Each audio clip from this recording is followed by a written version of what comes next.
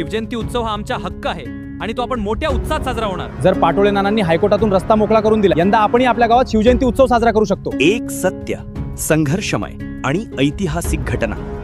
क्रांतिसिंह नाना पाटील यांच्या प्रेरणेने येवला शहरात शिवजन्मोत्सव साजरा करण्यासाठी संघर्ष करणारे येवल्याचे सुपुत्र, शूरवीर शिवभक्त आणि शिवजयंती लढ्याचे शिल्पकार गोविंदराव गोपाळराव पाटोळे यांच्या प्रेरणादायी यशोगाथेवर आधारित नम्रता फिल्म प्रस्तुत, दिग्दर्शक संजीव सोनवणे निर्मित, AI तंत्रज्ञानावर साकारलेली ऐतिहासिक फिल्म लढा शिवजयंतीचा लवकरच आपल्या येवला शहरात आणि नमो नमो या YouTube चॅनेलवर प्रदर्शित होत आहे.